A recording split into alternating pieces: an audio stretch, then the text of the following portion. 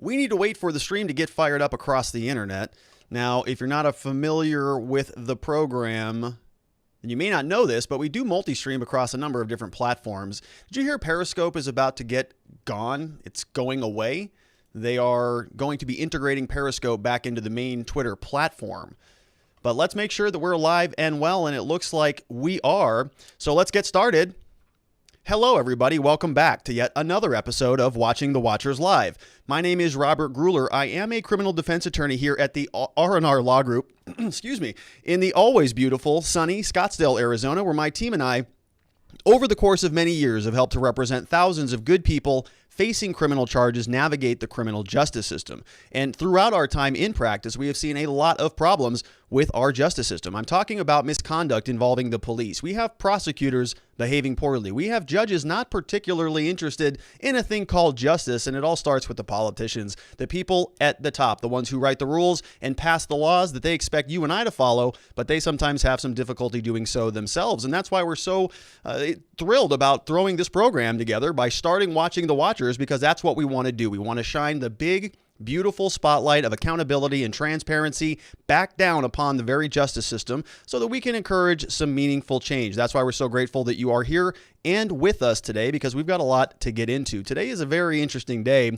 I want to talk a lot about this cyber warfare that is going on. We're in the middle of what I think is probably the most serious news story of the year, which is kind of crazy because 2020 has been a wild year. This is a big deal, and I'm not real sure that it's getting the attention it deserves. I want to talk about what the Office of the Director of National Intelligence had to say, talk a little bit about what is going on with this SolarWinds, and sort of even beyond SolarWinds, there's a massive infrastructure breach here in the United States. So we're going to talk about that. We're also going to dive into some election news because that is another big story. A lot going on. We're going to talk specifically about what has been going on with Congress. We have new Congresspeople who just got elected during this last election who are sending a letter over to Nancy Pelosi in the House of Representatives saying they want action on some of the election integrity stuff. Same story out of the Arizona GOP. They're having conversations with the Board of Supervisors here in Maricopa County to talk about what they're going to do with their investigation into some election irregularities. We're going to talk about Sidney Powell's lawsuit. So she's got a number of cases that are just knocking on the door of the Supreme Court. We're going to spend some time talking about one of them, which is the King versus Whitmer lawsuit. So we're going to break that down. And then if we have some time, we're going to get to some bad Popo. We've got two stories, one from Honolulu, where an officer was apparently having a bit of a sparring match. When we look into it a little bit further, it looks like he's beating the heck out of his girlfriend. So, that's a cop who's probably going to be getting away with a lot more than you or I would. He's a bad Popo. We're going to talk about him. And then there's some news in the Ahmaud Arbery case. The Ahmaud Arbery case is one that we had been following from the very beginning. This was many months ago. We're going to dive into all of that. So as you can see, we are just packed with some stuff to get to. And so let's get into it. Before we do, I want to invite you to subscribe to the channel if you're not a regular subscriber. If you're watching this on a replay, now's a good time to join. We go live at this time every day of the week. We would really love a thumbs up from you, a share if you wanted to send this to a friend or a family member and say, hey, come join us in the future. We would really much appreciate that. As another reminder, all of the slides, all of the sources, all of the information that I'm about to go through is going to be available in our Discord server. So you can go and you can join us in this persistent chat platform where we talk before and after the show. We put a copy of the slides in there. We put a copy of my book in there as well. So go on and check that out. And that's about it. One more reminder, if you are going to be sending a super chat during this next part, during this presentation, we will address those at the end of the program. Ms. Faith takes screenshots of those, clips those. We'll answer all of the questions at the end of the program. So keep those coming. And let's take a quick look at where we're going to start today. So I want to start with this SolarWinds debacle, this idea here that some foreign entity, some foreign nation state looking like it's the Russians, but that has not been confirmed yet.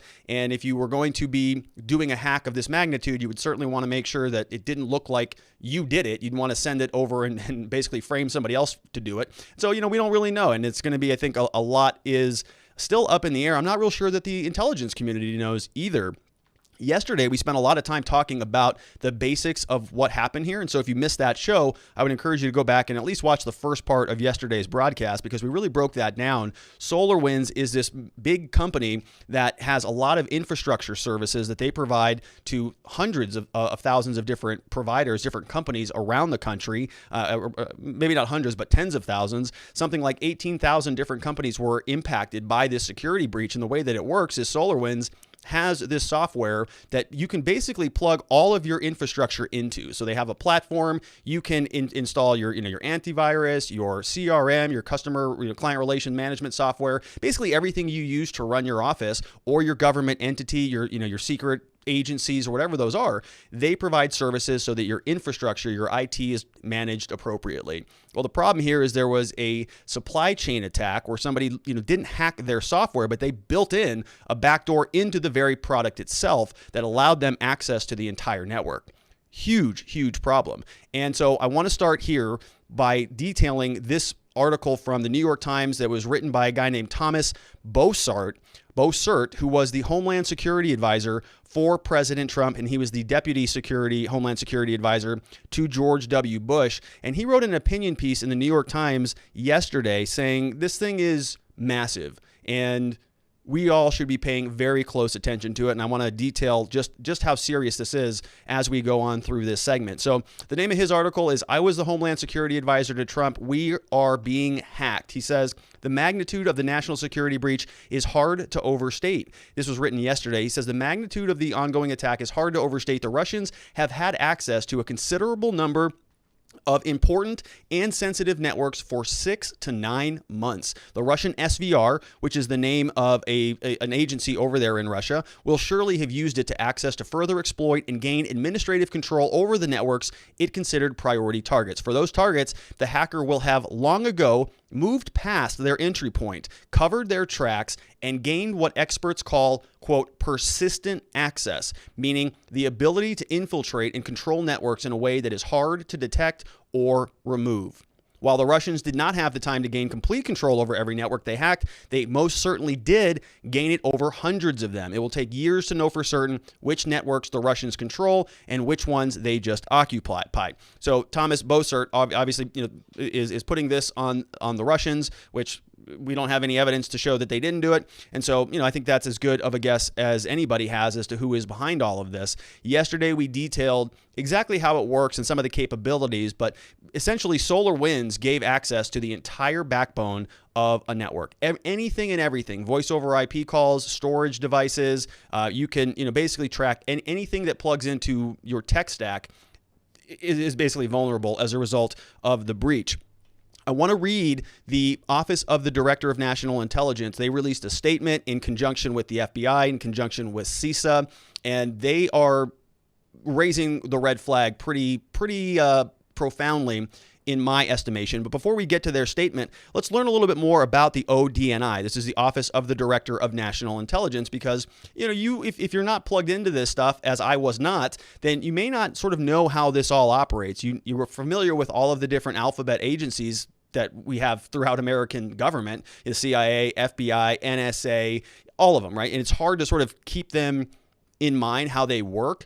And then there's this DNI, the Office of the Director of National Intelligence, and you may be wondering, what the heck, who is this guy? Well, let's take a look. So this comes from their website at dni.gov. It says the Director of National Intelligence serves as the head of the intelligence community, which is known as the IC. It oversees and directs the implementation of the National Intelligence Program budget and serves as the principal advisor to the President, the National Security Council, and the Homeland Security Council for intelligence matters related to national security. Working together with the principal DNI and with the assistance of mission managers and so on, the goal is to effectively integrate foreign, military, and domestic intelligence in defense of the homeland and the United States' interest abroad. Leading the intelligence community is a coalition of 17 agencies and organizations, including the Office of the Director of National Intelligence. The IC agencies fall within the executive branch and work both independently and collaboratively to gather and analyze the intelligence necessary to conduct foreign relations and national security activities. And you can see here in this image that right at the center, we have this circle of all of the 17 different agencies, and right in the middle are what we're talking about, the Office of the Director of National Intelligence. And so as you poke around and see some of these other agencies that are a part of the IC, the intelligence community, you're going to notice some pretty big names in there. We've got Air Force Intelligence. We have Army Intelligence. We have Central Intelligence Agency. We have the Coast Guard Intelligence, the Defense Intelligence Agency, Department of Energy, which is big. We're going to talk about that. We've got Homeland Security, Department of State, Department of Treasury. We have the Drug Enforcement Administration, FBI, the Marine Corps Intelligence. We have National Geospatial Intelligence Agency. So NGIA. We have the National Reconnaissance Office, National Security Agency, Navy Intelligence, everybody.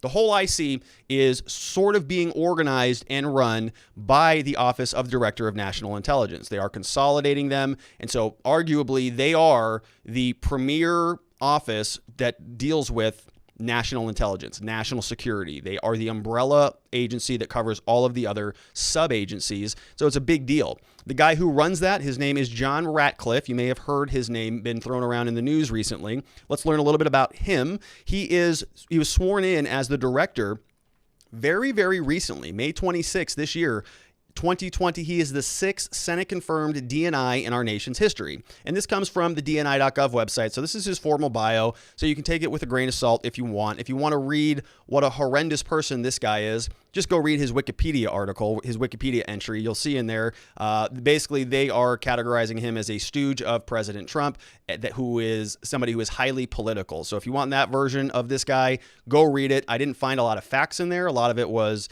in my mind, non-neutral, which is in violation of Wikipedia's rules. It's supposed to be a neutral point of view, not neutral at all. So I deferred over here to what the DNI says, DNI.gov. It says, John Ratcliffe, prior to leading the U.S. intelligence community, Ratcliffe served 3 terms at the U.S. House of Representatives from a district in Texas. He served at the House Intelligence Judiciary and Ethics Committee from 2015 to 2019. He served on the Committee on Homeland Security. He was the chairman of the Cybersecurity and the Infrastructure Protection Subcommittee.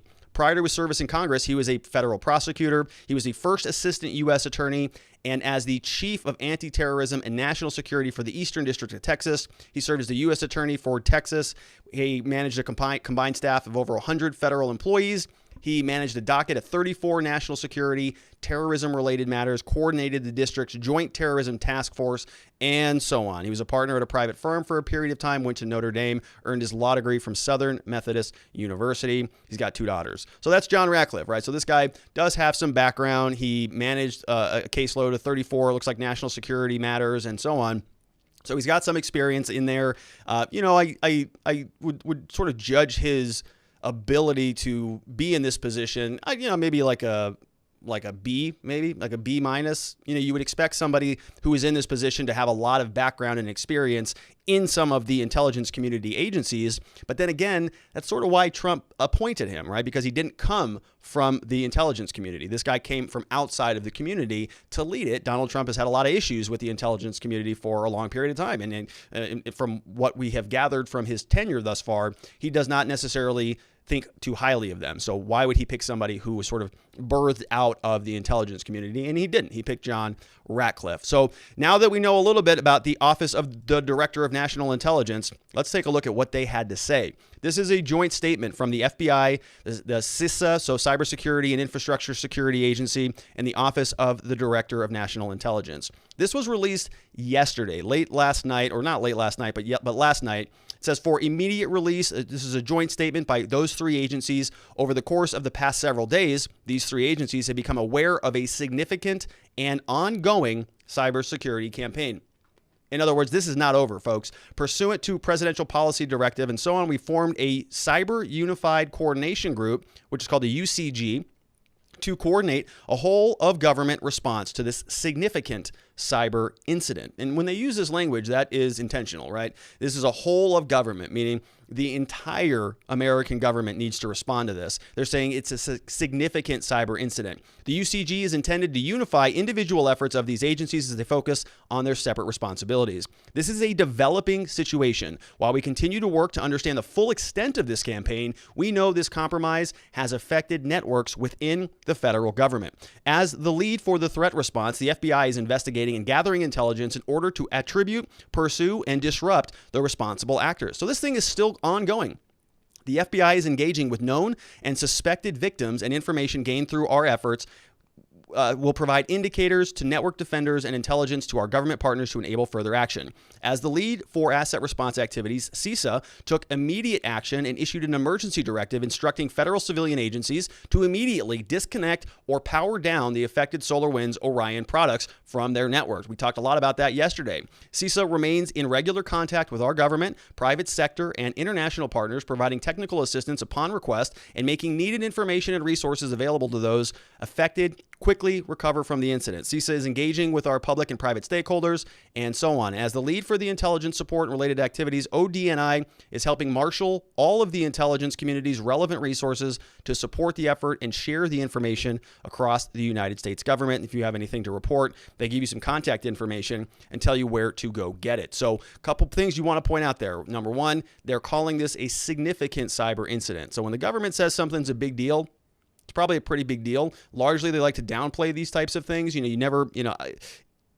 This is probably like super vanilla ice cream.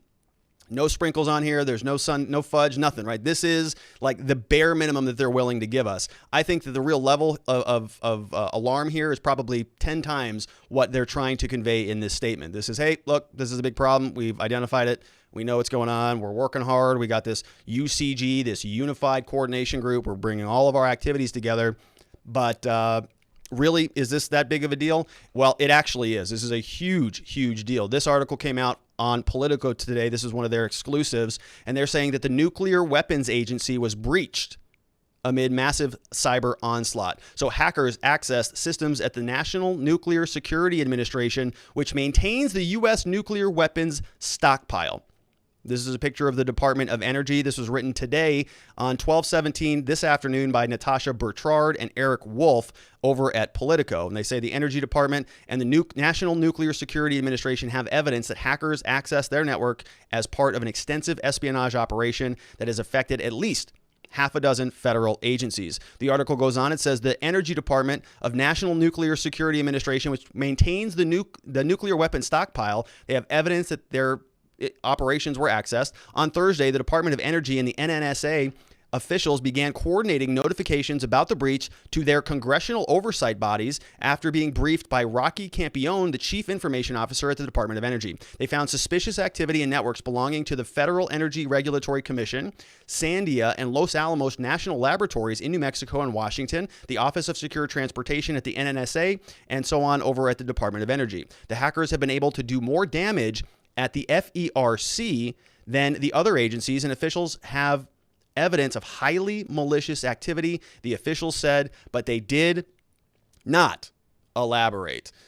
That is a big deal, folks. That is incredibly concerning that this has been going on for many, many months, and they're just kind of catching wind of this. The extent of the damage is probably incalculable. I'm not sure we'll ever actually know that. This is the type of stuff that, in my mind, the government does not actually ever want to reveal, because if we knew just how much information was compromised or how much access, how much security was compromised, it would be catastrophic.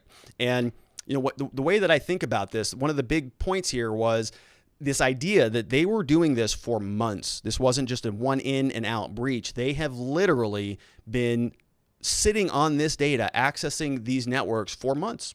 Many, many months, all the way back to, some people are saying, March. And when you think about it in terms of your own life, if you had a home, which many of us do, hopefully all of us do, we have a home, and if you wanted to protect your home against surveillance, for example, you'd want to make sure that nobody who would be compromised ever entered into your home. You'd want to make sure that the only thing that they could do would be to watch you from the outside.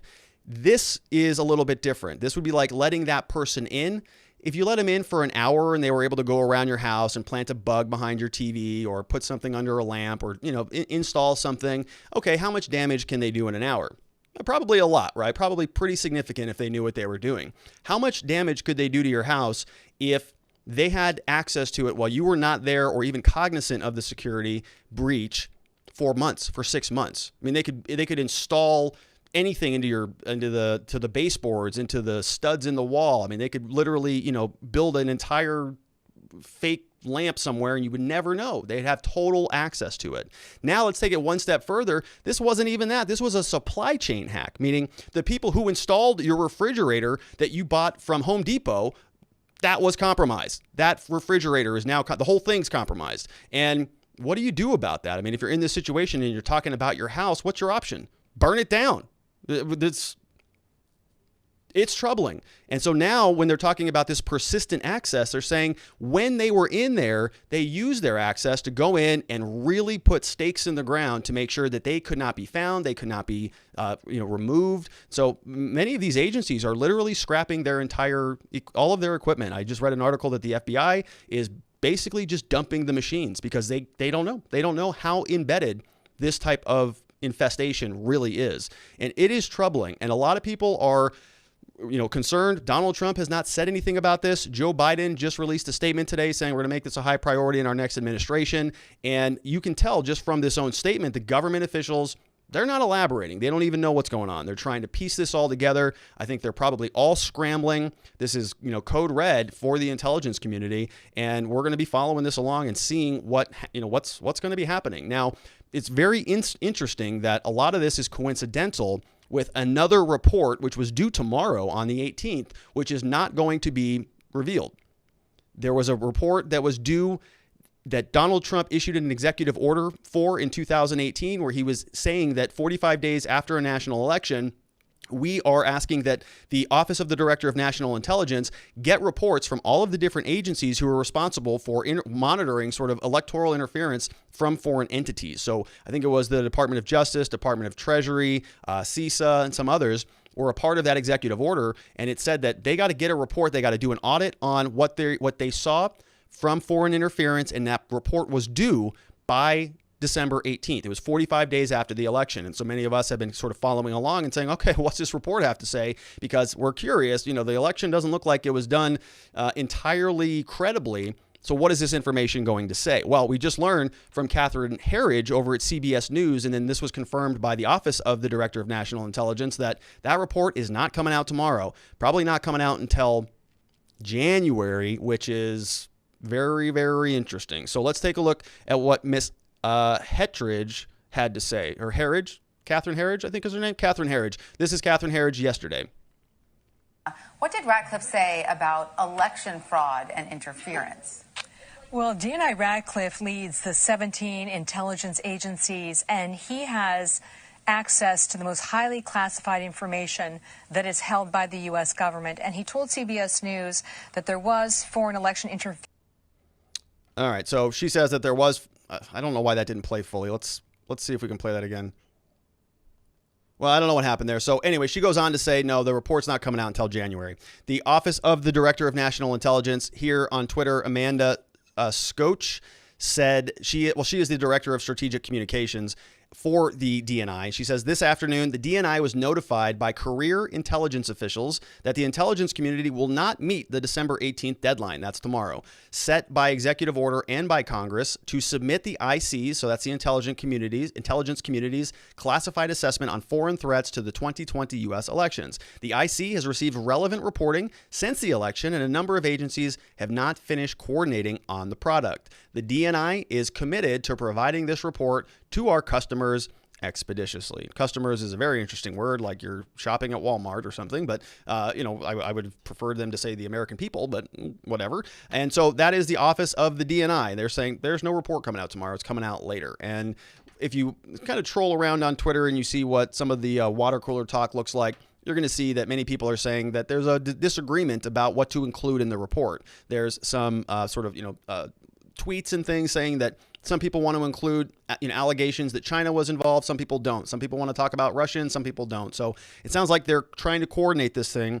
And since this is a government project, even though there was a mandate that was detailed by the executive order and by Congress and deadlines and all those things, they just say, oh, that's not ready yet. Sorry. So we're just going to, we're going to push that down over into January, even though there's something like 70 million Americans who are wondering about it, wondering, hey, what does that report on foreign interference in the election look like? Might be good to know about that because we're talking about the election. We're talking about on January 6th, are anybody in either House of Representatives or the Senate, are they going to object to any of this stuff? Wouldn't it be good to know what they're objecting to or what the real backstory is here when it comes down to the election, but they're just going to bump it out to January for some reason, but that's what we can expect from the government. All right, let's change gears a little bit. So now that we know that the entire infrastructure of the United States has been compromised and that includes even the nuclear arsenal, let's, talk about the election. All right, so we have this from Jerry Carl. Jerry Carl is signing on to this letter, which is being sent over to the U.S. Congress. So this is going to go over to Nancy Pelosi.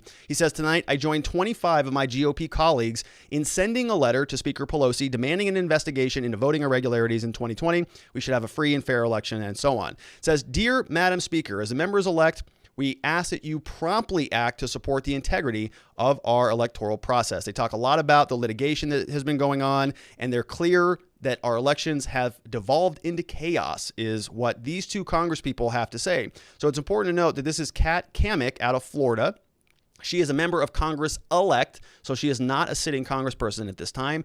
Also, she is being joined by Michelle Fishback over from Minnesota. So these two people have just got elected, and they're now sending this letter. They're saying, hey, Nancy Pelosi, we're coming in hot. So make sure that you start getting some of this stuff in order. The American people should expect so on and so forth. But in the 2020 election, they're saying we have verified reports of, so these are their claims, saying that absentee and mail-in ballots were missing and had unverified signatures. They're talking about missing and unaccounted for voting machine memory cards, and then restrictions on the election observers. So many of the same types of claims that we've been talking about on this channel for 6 weeks now. They're saying under your leadership over the past years, the House has demonstrated a zest for all sorts of investigations.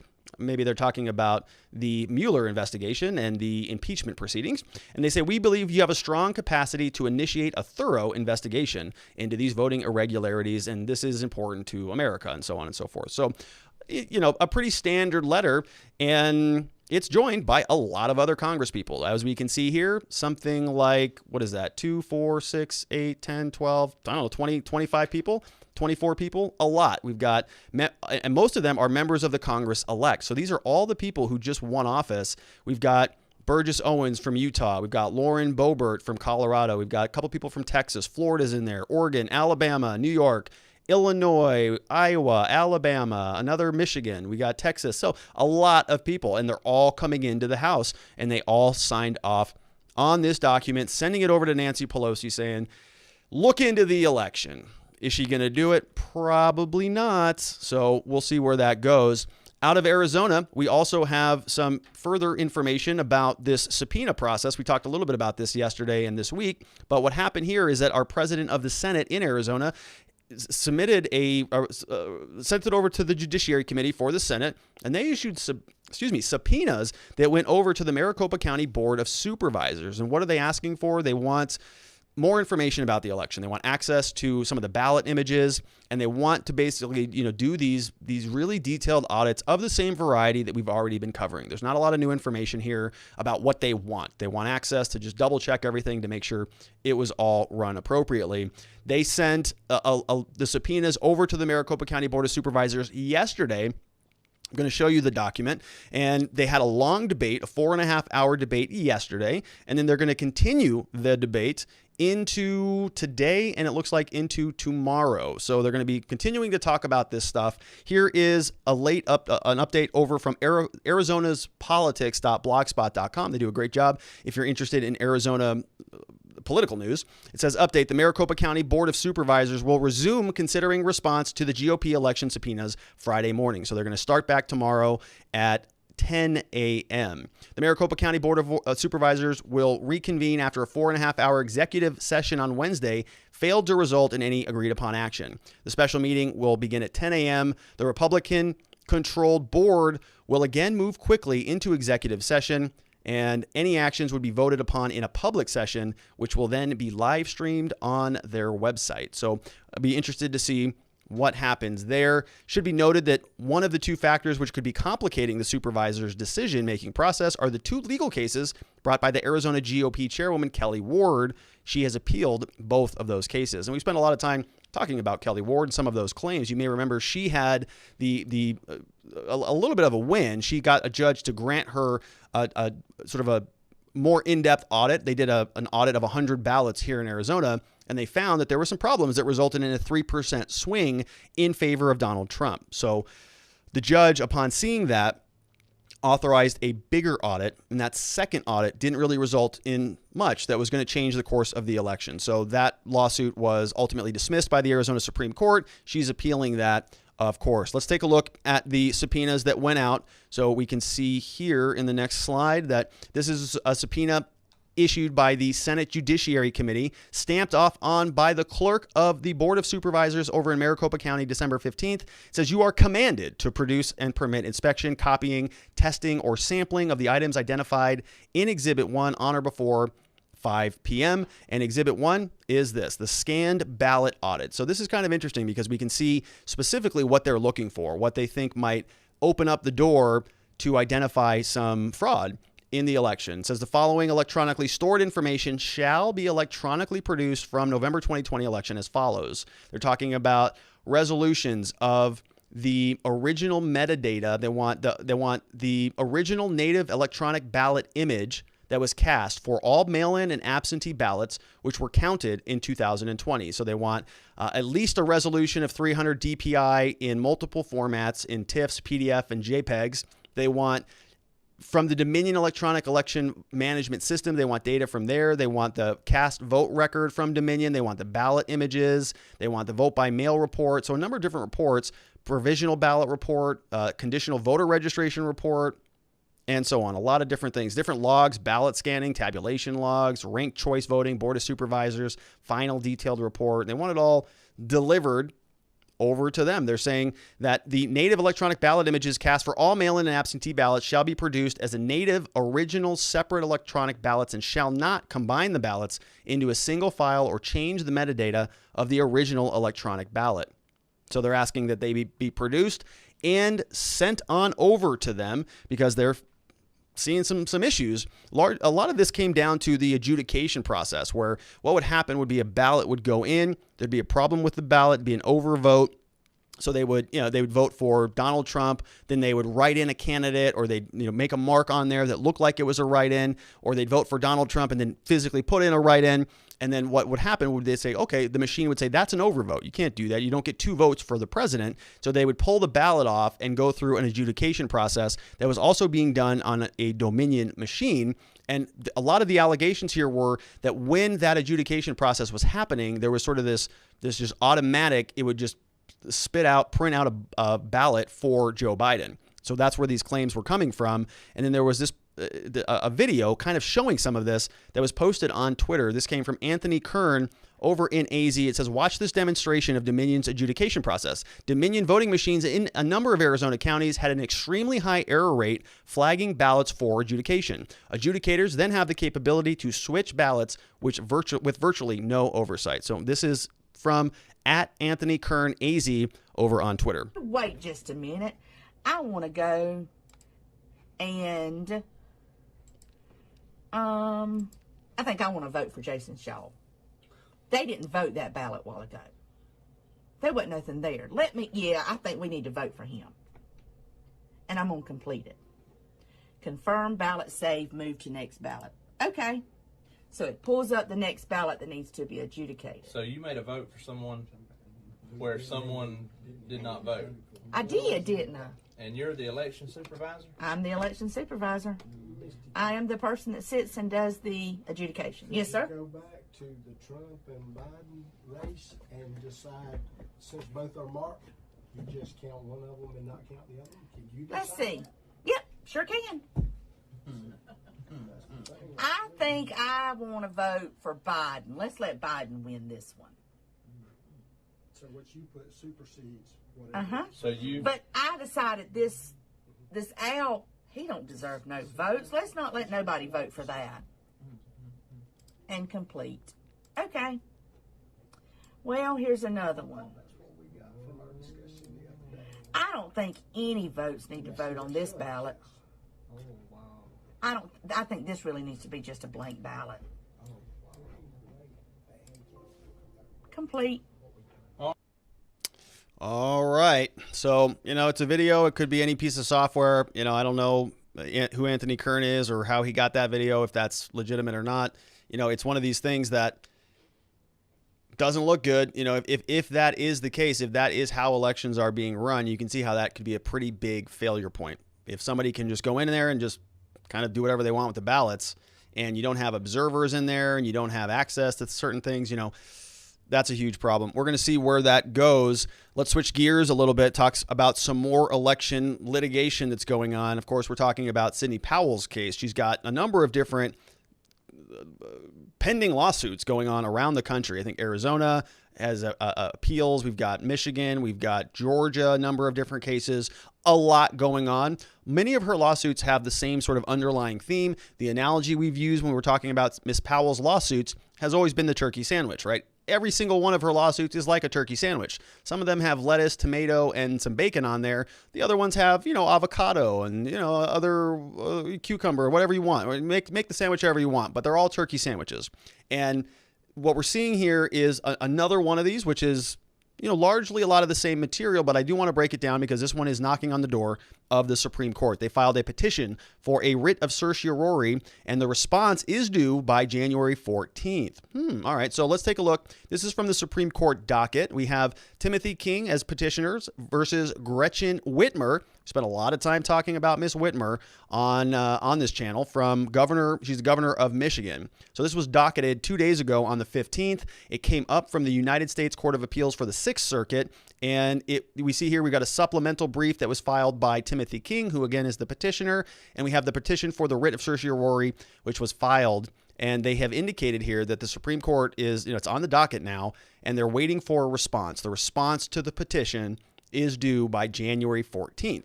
So how does this work? Just a quick refresh. You know, the Supreme Court you can't just go to the Supreme Court. You got to ask the Supreme Court for permission to have your case heard. The mechanism to do that is by filing a writ of certiorari. It's asking the court, is saying, listen, this is why you have jurisdiction. This is why we need you to hear the case. This is going to, you know, resolve a lot of issues around the country. And so the Supreme Court, they don't hear most cases. You know, there's a lot of petitions that are submitted over there that they never hear.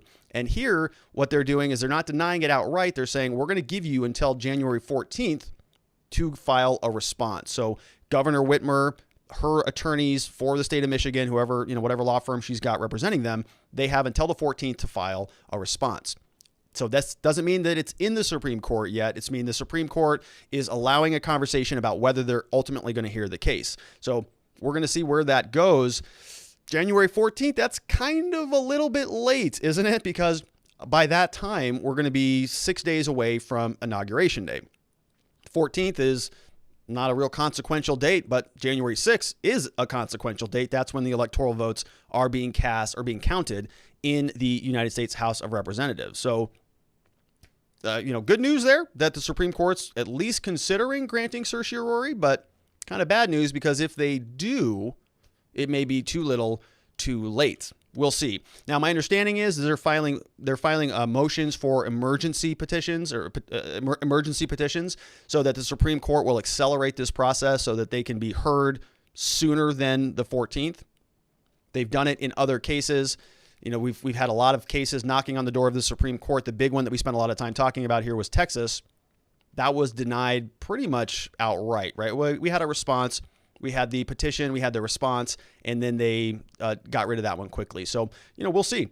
We'll see if this is an entirely different argument. So I want to spend a little time doing a refresher on it. So as we see here, this is in the United States Supreme Court. This is Ms. Powell's case. The petitioner's notice of supplemental authority. We see two attorneys that you may remember. We have Sidney Powell. We have L. Lynn Wood from Georgia. Ms. Powell is over from Texas. Some other guys. We got Howard Kleinhandler, which is a great name. We've got Stephanie Lambert, June Tila, and it looks like that's it for the attorney. No, there's other attorneys. Scott Hagerstorm. We got Gregory Roll. So a lot of attorneys here. Let's take a look at some of the facts. Okay, so they're saying that on December 11, 2020, they filed an emergency petition for Rule 20 under an extraordinary writ of mandamus, a petition. On December 12th, another one was filed with this court arising from Arizona. On December 12th, we have another emergency petition that was filed from Wisconsin. On December 11th, we have another one that was filed from Georgia. In total, they're saying there are 53 electoral votes at issue in these related cases and enough to change the outcome of the presidential election. So, you know, they have to make the claim that this is going to be consequential. Otherwise, what's the point of hearing it? There has to be a problem. The Supreme Court has to be the only mechanism, the only body in our government that can provide a solution. So they're making their case. Listen, we've got a number of these same turkey sandwich lawsuits that are being filed in all these other different states. It's 53 electoral votes. That's going to flip the course of the election if you grant and find in our favor. Therefore, you should allow us in. And it just goes on. We see here on this page too, on December 14th, Georgia Republican slate of presidential electors met and cast their votes for Donald Trump and Mike Pence. So these are the conditional votes that we've been talking about, right? Many people were wondering, why do we have these dual electoral votes being cast? We talked about it on this program that in Nevada, they were sitting outside on the street signing these documents sort of in this makeshift formal proceeding. And many people in the media were throwing their hands up in the air and saying, idiots, what are they doing out there? This is ridiculous. But they were doing exactly what we're talking about here. They were putting a stake in the ground and saying, this is a conditional vote. We think that these are the legitimate votes. If they would not have done that, they couldn't have included any of this stuff in the underlying lawsuit. So it was a conditional vote. They're saying if the Supreme Court grants a remedy and invalidates the, quote, certified electoral votes, then those will be thrown out, and these other votes will be conditional votes that will be legitimate and will be put in their place. So Ms. Powell goes through and she says here, once again, Wisconsin, same thing. They met, they cast their votes. Arizona, they met, they cast their votes. Michigan, they attempted to meet and cast their votes, but they were denied entry to the state capitol by law enforcement. Their tender of their votes was refused. They met on the grounds of the state capitol and cast their votes for President Donald Trump. And so they're saying, as a result, there are now competing slates of electors from the 4 states at issue in the related cases above. These Republican slate of electors have received the endorsement from the Republican majority legislatures in each of these states, as reflected the decision for them to cast, or at least attempting to cast, their slate of votes. Okay, in Michigan, a preliminary report conducted by this guy, Russell James Ramsland Jr. of Allied Security Operations, which is another document that we spent a lot of time covering here, summarized their report and says, we conclude Dominion voting systems is intentionally and purposefully designed with inherent errors to create a systemic fraud and influence election results. The intentional errors led to bulk adjudication of ballots. If you see, we were just talking about this here in Maricopa County, bulk adjudication of ballots with no oversight, no transparency, no audit trail. This leads to voter or election fraud. Based on our study, we conclude that none of this stuff is legitimate. In this interim report, Ms. Powell writes, it finds that the Dominion software was updated between the November 3rd, 2020 election and subsequent recounts, and the updated software inexplicably produced wildly different results from the election day version. Isn't that interesting? So that's kind of, that's a little bit of new information, that the software was updated and changed after the election. We've heard a lot about the software being, moved around. We have another wall of text here. I wanted to just highlight a couple pertinent things for you. Paragraph 12 says the interim report finds that the ballot adjudication process is a major avenue for election fraud on the system. Further, it finds that the adjudication log entries are missing from the system, evidence of tampering, destruction of evidence, and a violation of state law. Also finds that on November 21st, so several weeks after the election, an unauthorized user unsuccessfully attempted to zero out election results. Compelling evidence and expert analysis show convincingly that the results of the Dominion system cannot be trusted and should not have been certified. Mr. Ramsland concluded in the Georgia case that for the state of Georgia, at least 96,000 mail-in ballots were fraudulently cast and 136,000 ballots were illegally counted as a result of improper manipulation of the software, each of which is several times larger than Vice President Biden's margin of victory in Georgia. All right, the results of the machine recount report were internally inconsistent and could not be reconciled, and were inconsistent with both the election night count and the hand audits. No controls, no oversight, no accountability, extremely serious vulnerability. And I think this is an interesting point. We've talked a lot about it, right? The idea here is not that the Dominion software was, this is my opinion, not necessarily Ms. Powell's, but what we're seeing here is sort of more of a synergy between some of the claims. We can see that we just covered Arizona. We just talked about the adjudication process. We just played the video where somebody can just go in and change votes. Literally, I don't want, I can't read this ballot. This looks like an overvote. This looks like a smudge of ink. This looks like a Sharpie problem, whatever that is. We're just going to modify the ballot. It lands on my desk. I have to adjudicate it. certainly looks like a Joe Biden vote to me. And if there's no oversight and it literally is as simple as clicking a couple keystrokes, it's a pretty big problem. It's a pretty big avenue for fraud. You could see easily how that could be exploited. But you don't have to hack the Dominion system to do that, right? That's a feature. That's not a bug. That's not a hole. That's not a hack. That's literally built into the software. So, you can see where there are different sort of injection points into this process where you can have some serious malfeasance pop up. So these are some of the claims that she is making. We have a couple other slides, I think, from the lawsuit. Let's break that down. And we have another one, paragraph 18.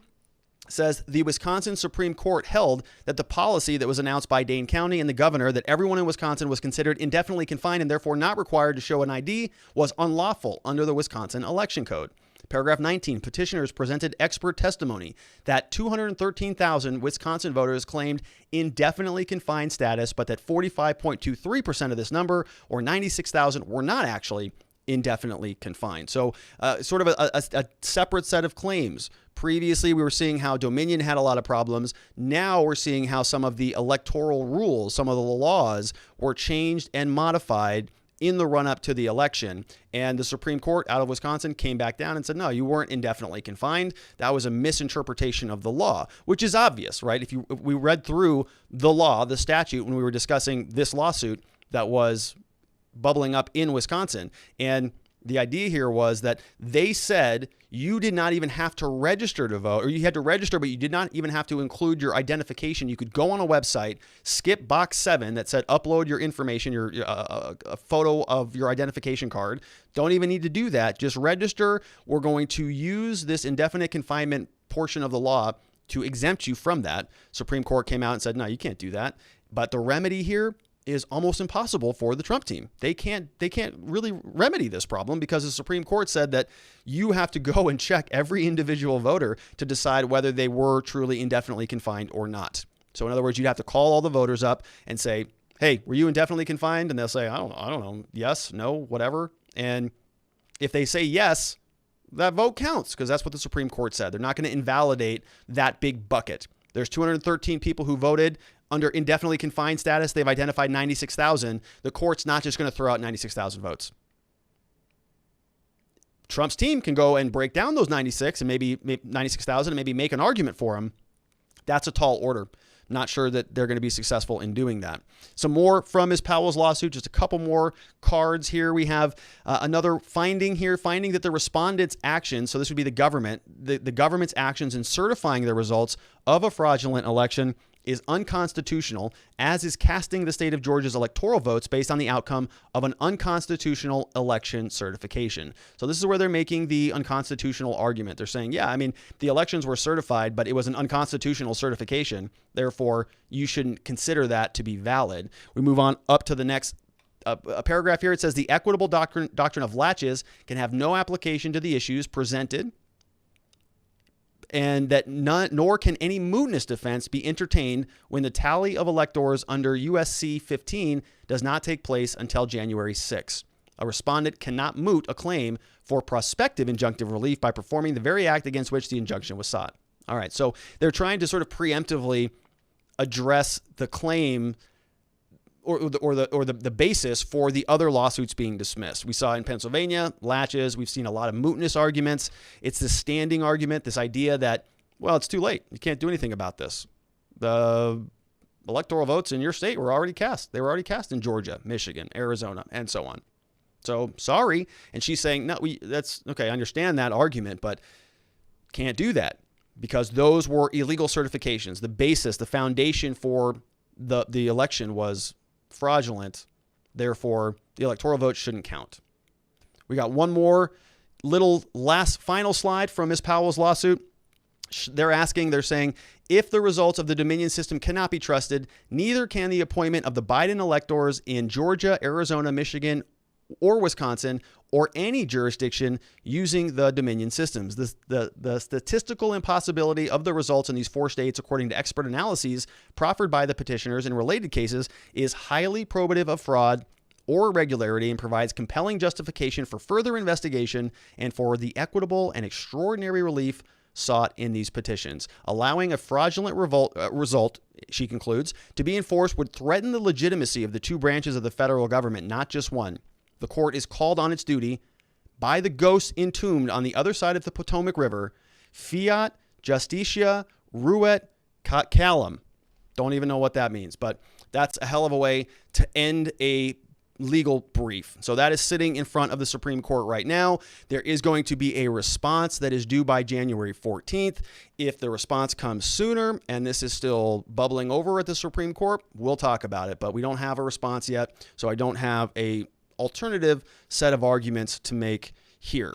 All right, so that is election litigation, and there's a lot of it. Now, Ms. Powell has a number of different lawsuits. We just talked about this one, and you can see what she's doing. You can see it's going to be kind of the same claims made for the different states, but it's encompassing a lot of the other states' claims. You see here, she talked about Arizona, Georgia, Michigan, Wisconsin, and so on. So we'll see where that goes. Let's change gears a little bit. Let's talk about some bad Popo. We've got some bad hombres out there, starting with this guy right here. His name is Sergeant Darren Cachola. Got some bad Popo in Honolulu. This is what he looks like. We have him. He is apparently, gotten a little bit of an altercation with his girlfriend. This story comes from civilbeat.org. It says Hawaii Supreme Court releases Cachola arbitration decision. It says an arbitration decision was released late Wednesday, concludes that a grainy surveillance video showing Honolulu Police Sergeant Darren Cachola beating his girlfriend in a Waipahu restaurant in 2014. They're saying, no. It was really just a, quote, playful sparring match. That comes from an arbitration decision. Cachola was fired by the Honolulu police chief in 2015 after footage of the fight was leaked to the press, sparking a firestorm of controversy in which lawmakers demanded action to address domestic violence. After a series of appeals, arbitrator James Kawashima overruled the Honolulu Police Department's decision and reinstated Cachola in February 2018 with full back pay, including lost overtime benefits. Can you believe this garbage? Oh my goodness. In a 27-page decision, Kawashima found that HPD failed to properly investigate Cachola and treated him unfairly when compared to the other officers who had been accused of domestic violence. For the most part, Kawashima viewed Cachola in a glowing light despite a long trail of domestic abuse allegations, including one from 2017 that occurred in advance of his arbitration hearing, and this month resulted in a $320,000 legal settlement for his ex-wife. So this guy is back on the force. No problem, not even skipping a beat. Sergeant Cachola, according to Kawashima, wrote that he's a hardworking police officer and an asset to the Honolulu Police Department. He exhibited excellence and compassion in his work. He took pride in his role as a public servant. He blamed the media for providing an inaccurate portrayal of the fight. He said the images were leaked to the press by the friend of a jealous ex-husband and did not provide the full picture of what was truly taking place between Cachola and his girlfriend, who was a kickboxing enthusiast. For instance, Kawashima said surveillance video from outside of the restaurant showed Cachola's girlfriend attacking him and hitting him in the groin before he was seen taking full-bodied swings at her inside the establishment. He said that HPD admitted the depiction of the incident was inaccurate and lacked evidence, and they said that if the video never went public, then he likely would not have been fired. So looks like looks like Miss Faith clipped part of the video. An arbitration decision released late Wednesday concludes this was really a playful sparring match. So let's take a watch. See if this looks like a playful sparring match. Okay.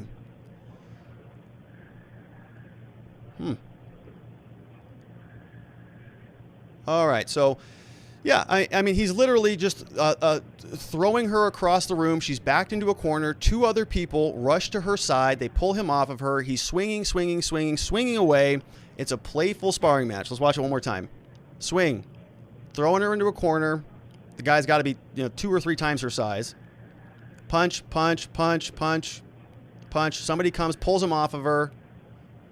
And he's saying something. What is he saying? Oh, no, she wanted, who knows? 2 other people come and they break it up and he walks away.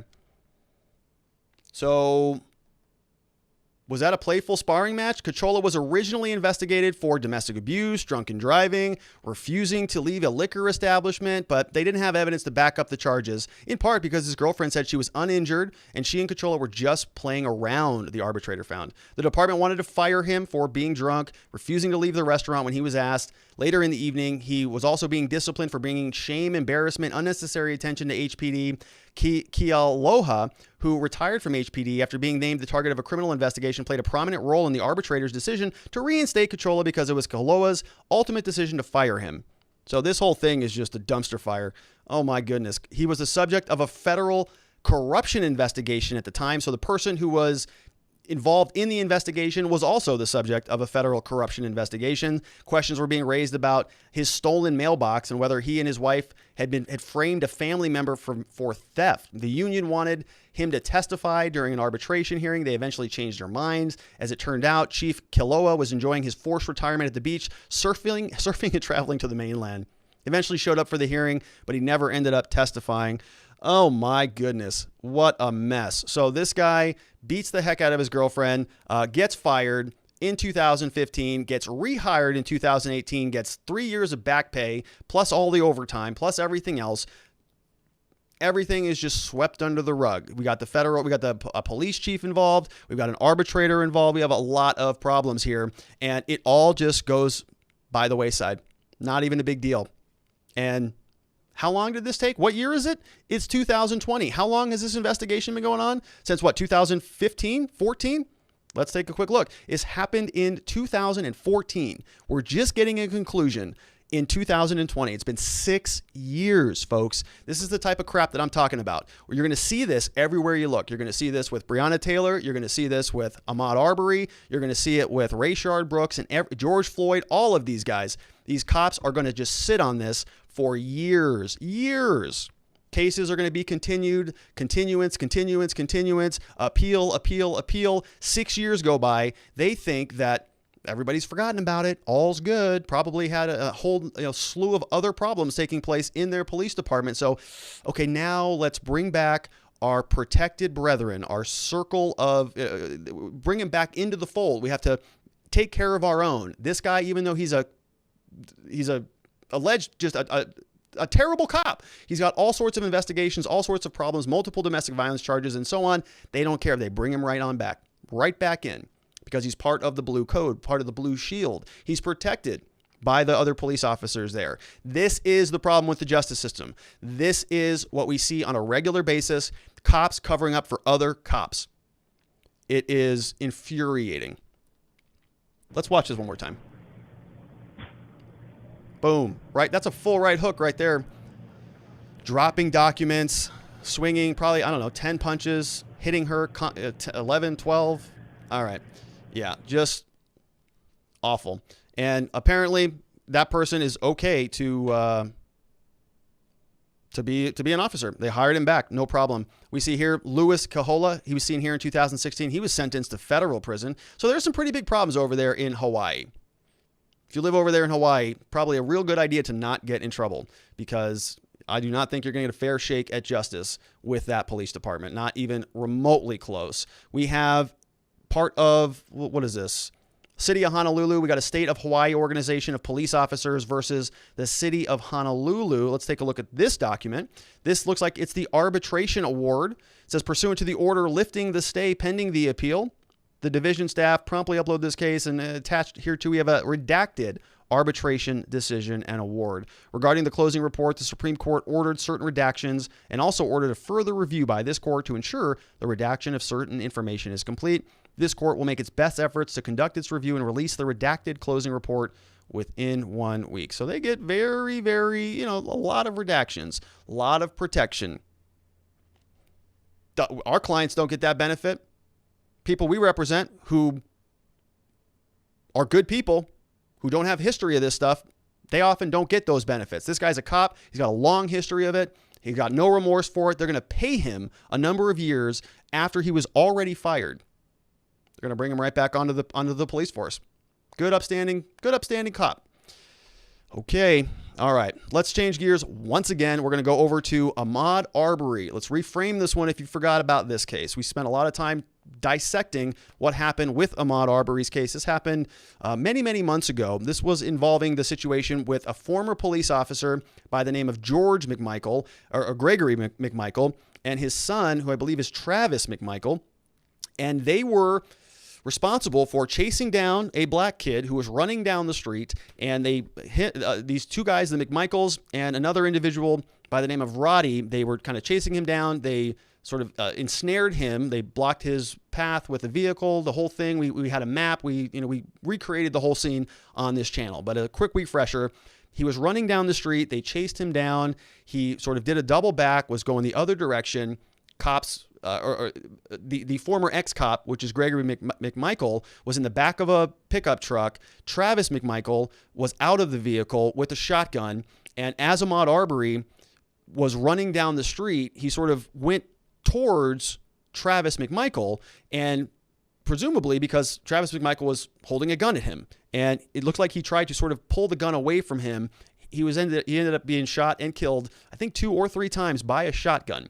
That was the end of that story. Now, what happened here, why this was such a huge problem for me personally, not only because somebody was killed as a result of this, but there was a massive cover-up that took place in this particular jurisdiction. They were trying to sweep this thing under the rug for months and months until some of this stuff started leaking out. Well, now we know that they have been charged with crimes, and new body camera footage was just released showing that Travis McMichael actually blamed Ahmaud Arbery for shooting him. And this was a lot of the speculation that we saw previously. We were saying one of the arguments from people saying that this was innocent and Ahmaud Arbery should not be somebody who is given any sympathy or any even empathy was this idea that he shot himself. They were saying that because he pulled the shotgun, he was pulling it towards him, that's what caused the trigger to go off. And we start thinking, wait a minute, he did it 3 times? You had to shoot him 3? He did that 3 times? He shot him, he pulled the shotgun, shot himself, did it again. No, that doesn't make any sense. They went out chasing that guy with shotguns and guns. They were not cops. One of them was an ex-cop. They had no authority to do that. They did it anyways because they were closely related to the police department, because Mr. McMichael, the former police officer, the former investigator for the county attorney's office there, was close with everybody. All these phone calls were taking place. Certain people were recusing themselves. Other people wrote these statements saying we're not going to file charges here because he shot himself. All sorts of total BS. And now this is coming out. More evidence is coming out. And it's very, very clear that this was not okay. This was a crime, and they're being charged for it. So we saw this came out from lawandcrime.com. Newly released body camera footage shows the immediate aftermath of the Ahmaud Arbery shooting, revealing more details about what happened in Glenn County. Travis McMichael is clearly covered in blood. One of the officers arrives on the scene and spoke to the 3 men accused of the murder. During an exchange, McMichael blamed Arbery, saying if he would have just stopped, this wouldn't have happened. Or if you weren't chasing him with firearms, running down the street, trying to address something that's none of your business, that also wouldn't have happened. The footage shows officers questioning the McMichaels immediately after Travis McMichael shot and killed Arbery. The father-son duo had chased the unarmed Arbery through the Georgia neighborhood after seeing him running. The incident was filmed by Brian, who was following in pursuit of a separate car. As the officer questions Travis McMichael, McMichael blames Arbery and worries that the situation doesn't look good. We have a little bit of a transcript here. It says, officer, quote, do you have any other weapons on you? Travis says just that. Officer says, okay. Travis McMichael volunteers. He says, if he would have just stopped, this wouldn't have happened. Officer says, that's fine. Like I said, just take a breath. Travis McMichael says, I want it done right. This doesn't look good. I just shot a man. Last thing I'd ever want to do with my life. The article goes on. It says McMichaels then tells the officer that they've had break-ins recently and his gun was stolen. We caught him the other day and I was outside and saw him running by. Neighbors were pointing and everything, McMichael says, before the officer cuts him off. The officer says saw who running by? Him, McMichael says, pointing towards the street, presumably at Arbery. He says, quote, so we run out there to stop him and talk to him. He took off running, stopped. He come out of the truck running at us. I told him, stop, till he hit me. I had nothing to do. There's nothing else I could do. The defendants have claimed that the shooting was in self-defense. Gregory McMichael is shown answering the officer's question, saying he had his police-issued gun with him at the time of the shooting. I mean, we were just close to him, and he keeps on running, so I grabbed my .357 Magnum, Glenn County PD issued, by the way, the elder McMichael said. One officer noted Gregory McMichael had recently retired after decades in law enforcement. So Yeah, I mean, these were some hothead guys who were trying to enforce some vigilante justice, chasing somebody down. If they want to play that game and they end up killing somebody, they're responsible for that. Which is that's how it goes, right? If you want to go and do those things, you're responsible for the damage you cause. Not a law enforcement official. Could have called the cops. Could have waited for this to happen. Could have done some more surveillance. They tried to chase the guy. They grabbed their guns. He's dead. They're responsible for it. So let's take a look at the final body cam footage. I think this is our final slide of the day. Then we're going to get onto the super chats. All right, so this is Travis McMichael. This is a body camera footage from Axon. This was back on, looks like February 24th. Is that when this was? That was a long time ago. Here is Travis. All right. That's fine. That's fine. Like I said, just take a breath.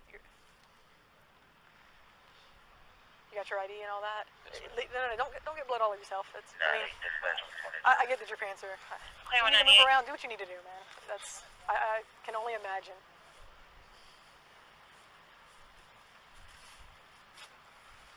You got anybody who wants to call for you? I live right there. We've had break-ins. Okay. And my gun's stolen. Okay. And we called him the other day, and Dad was outside, saw him running by, and the neighbors pointing and everything. So saw who running by? Him. Okay. So we run out to stop him to talk to him. Mm-hmm. He took off running. Stopped. He come out of the truck running at us. I told him stop till he hit me. I had nothing to do. There's nothing else I can do. I gotcha. Dispatch 136. Like I said, we're going to take some photos of you, and then we'll let you get cleaned up. I know, I can only imagine, like I said. You're also, we're going to give you a ride to headquarters. You're going to talk to some investigators. Yes, Say, everything's got to be done right. I know. Okay. I want it done right. I got you. So. It just doesn't look good. I mean, it just shot me. Last thing I've ever done want to do in my life. Trust me, can truly understand that. Playing with my kid. Next thing you know, this.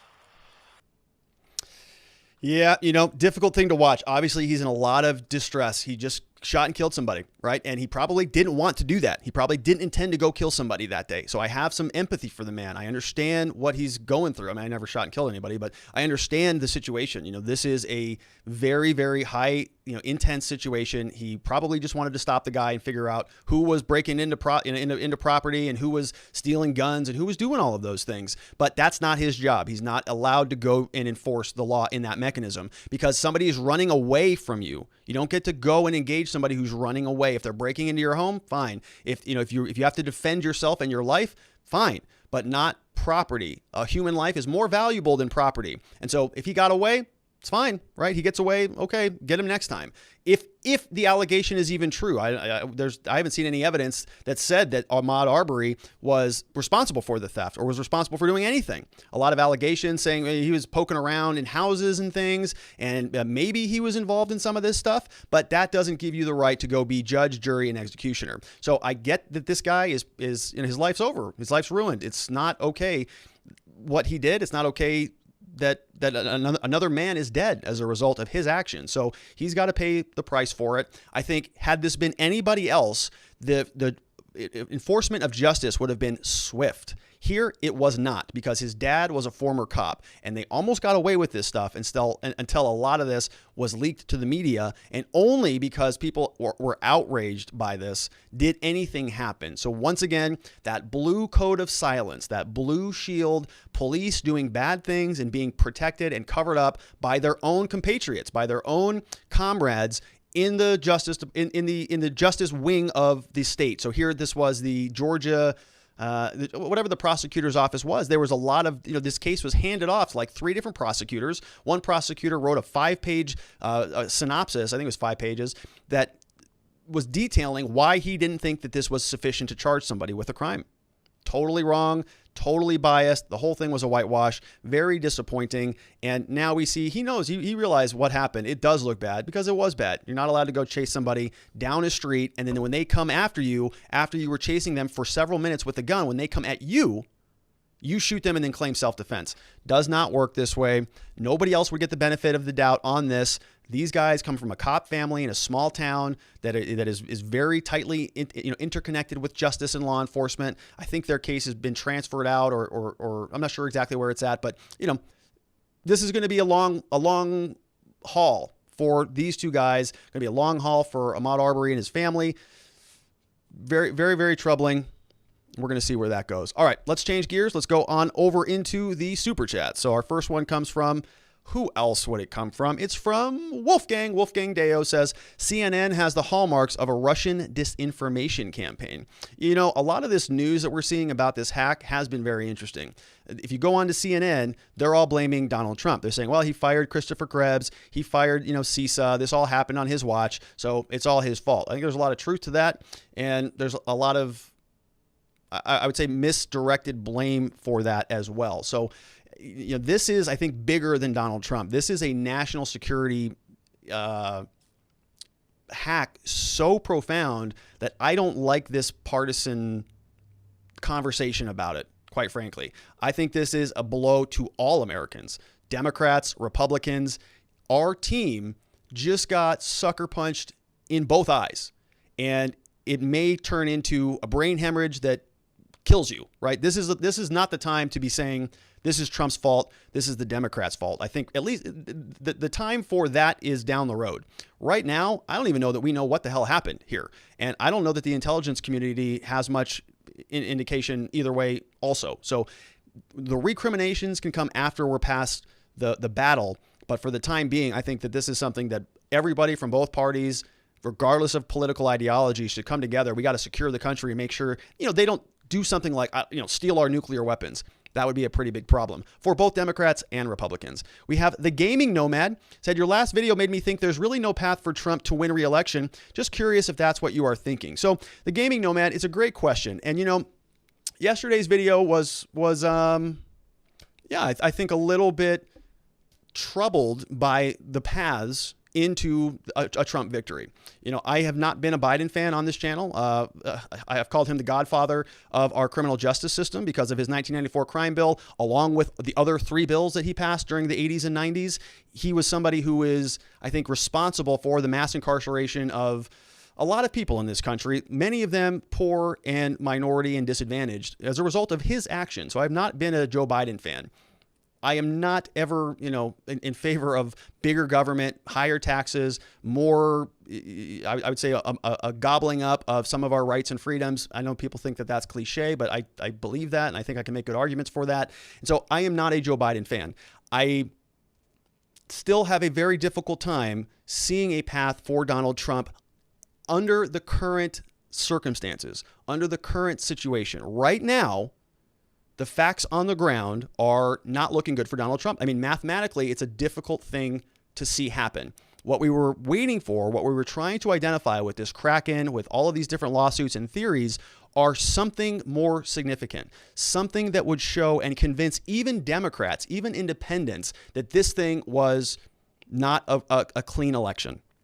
And, quite frankly, I don't know if there's any overlap here between the SolarWinds hack and anything that took place in the election. But something like this would be a game changer. If this hack was somehow connected to some sort of electoral malfeasance, that is a bomb that would go off that would change, I think, the opinion and the perspective of the entire country.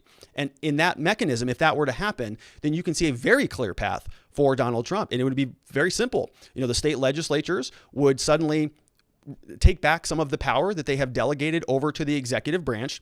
They would say, okay, yeah, you're right. We have the authority to appoint our electors under the U.S. Constitution. We're going to do that. We're going to take that power back. We're going to re-nominate, recertify new electors, and we're going to send those over into the House of Representatives. If something like that happened, that would clearly change the course of the election.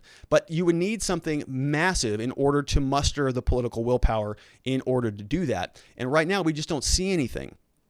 But this is, there are a lot of unanswered questions out there. And so I am, I'm open to new information, but based on the current information, it is a bit of a stretch. And I know people don't like that. I actually, our channel, I think, has gotten a lot of feedback to that effect. People don't like to hear that news, and they don't like that possibility that, this thing might be mathematically impossible for the Trump team. I understand that, but I have an obligation to just tell you how I see things. I have an obligation to present the facts to you. There are a lot of people out there who are on Team Trump who I think are providing a lot of bad arguments. And I think they're misleading their audience, which is really a shame because I don't think that serves anybody. There's a lot of people who are growing their audience and they are getting a bunch of subscribers. They're selling a bunch of memberships. They're getting a bunch of followers on Twitter and all sorts of stuff.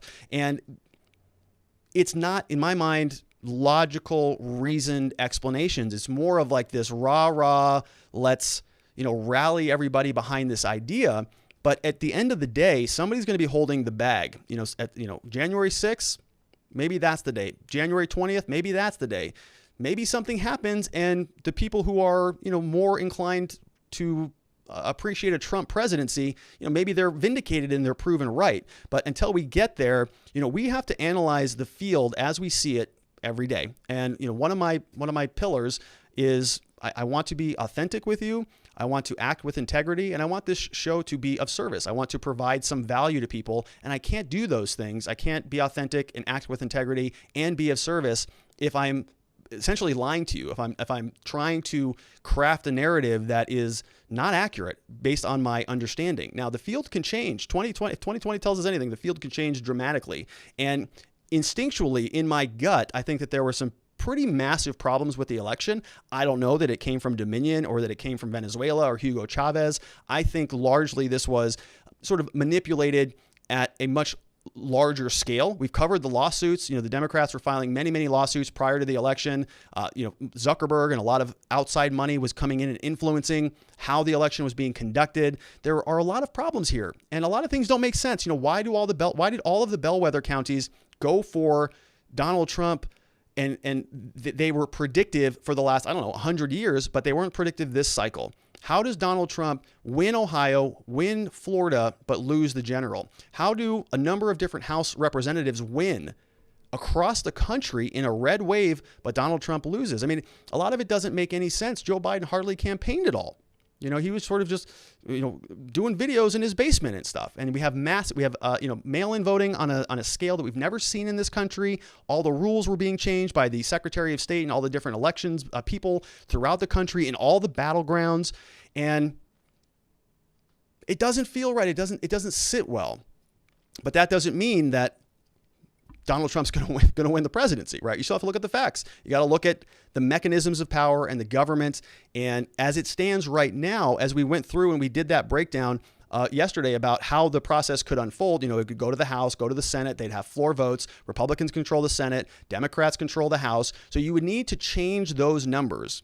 You need to change the players on the field. You would need to get some people in the House of Representatives who are Democrats, maybe red-ish Democrats from red states, from red jurisdictions, to say, yeah, you're right. As a result of this hack, as a result of the entire national security infrastructure being compromised, we are going to change our votes. We don't believe that Joe Biden won legitimately. And if that were to change, if they had that sort of epiphany, everything could change. So there is a lot going on right now. I mean, a lot. And I think that this national security hack, the executive order that Trump instituted in 2018, there are a lot of things that are sort of converging right now. I don't know that it's going to be consequential, but we are going to see.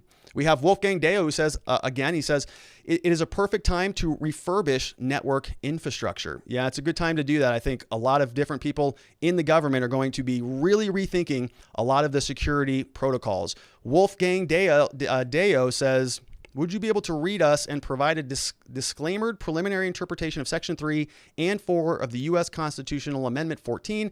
Curious if I got it. Yeah, I can take a look at Section 3 and 4. Happy to do that. We normally don't, in constitutional law, we talk a lot about, privileges and immunity. We talk a lot about due process. We talk a lot about equal protection. Those are sort of the main highlights out of the 14th Amendment. 14th Amendment is a powerful amendment. I mean, it incorporates a lot of the Bill of Rights, a lot of the privileges. Many people don't know this, but the original Bill of Rights basically applied to the federal government. And what the 14th Amendment did is it incorporated a lot of those rights into the states, meaning you get the same due process. You get the same equal protection that you would have under the federal Constitution. So it's very, very important. And Wolfgang, I don't recall Sections 3 and 4 specifically. I don't remember. I can't visualize the statute right now, but I'm happy to take another look at it. We have Adam K., who says, Rob, what happened to the PA lawsuit where injunctive relief was denied, but the case was not dismissed. Kelly, Mike et al. Versus Pennsylvania. Good question, Adam. I don't know. I haven't looked at that docket. So that was the Supreme Court case, if I'm not mistaken, and they were asking for two things. One, I think, was an emergency injunction, and the other was, I think it was either a petition for a writ of certiorari, or it was a request for I can't remember what it was. It might have been a request for leave to file a bill of complaint, like it's to file the complaint. I think it was a petition for a writ of certiorari. And the point is, it doesn't really matter. The point is that when you read the order on that Supreme Court case, the only thing that was really denied was that injunctive relief request. So I don't know if they're still considering the petition for a writ of certiorari or not. It might be. As far as I know, it has not been totally dismissed. I think it's probably still sitting on the Supreme Court docket. So I'd be happy to take a look at that. Good question, Adam. Thanks for being here. Thanks for the support. We have another one coming in from Steve Honecker, number 2. He says, any opinion on Julian Assange case and the Project Veritas leak? Looks like the State Department lied about what happened. Yeah, Steve, I had a lot to say about that yesterday on the program. I actually played both of the clips from Project Veritas. And, many people have been speculating this for a long time. I never got this idea that Julian Assange was some sort of, psycho individual who was trying to kill Americans. I never got that. To me, he seemed sort of a, he wants transparency. He wants accountability. He wants to speak truth to power. I support all those things. And so back during that era, when we were having all these debates about WikiLeaks, many people were saying that Julian Assange was responsible for dead Americans. The release of the information implicated undercover assets, national security interest around the world that led to our adversaries, taking those people out. And of course, never would ever endorse that. As much as I like free information and free speech and accountability and transparency and all those things, would never endorse that. Well, what we learned recently is that Julian Assange didn't actually do that. He was actually on the phone with the State Department under Hillary Clinton saying, listen, one of our ex-employees ran off with some of this highly sensitive confidential information. I'm calling you guys. Let me help you find him so that you can stop it from happening. Well, what ended up happening is that didn't happen, and that information got out. They blamed Julian Assange. We covered a lot of this yesterday, and I would agree with your assessment. It looks like the State Department lied about what happened, right? They were crafting a narrative. And remember, Julian Assange has been, I think the only person who's maybe gotten more flack from the media maybe Donald Trump. Julian Assange they said he was a rapist. They said he was a murderer. They said, he hate anti-American. And even many of the conservative people who are now sort of modifying their position on this, I remember watching, Sean Hannity back then every single day. What a horrendous monster Julian Assange is. And a lot of the allegations didn't make much sense to me then either. They were trying to smear this guy every which way. And this newly released phone call from the State Department seems to show it's not the case. He was actually trying to be proactive and limit the damage, not increase it. Good question. We have Lazzaroni Macchironi. What a name. He says, if someone who turned 18 within the last 120 days brought a case like Trump's in Wisconsin, would latches still apply? How can latches apply to new adults? Okay, so interesting question. I understand what you're asking here. You're saying, all right, what if I just became, what if my cause of action, my claim just became relevant? Could you make the claim or file a lawsuit in a court of law, and the court would have to entertain that because you couldn't have possibly done it before the election? And so I think here the rub in the argument is that if you were under 18, you didn't get the chance to vote, right? So you'd have to consider it from a timing perspective. If you were under 17, you didn't vote, and you're 18 now, and you want to file a lawsuit, but you didn't vote when you were 18, well, you didn't vote, so you have no standing to bring the lawsuit because you weren't harmed as a voter. You have to be harmed.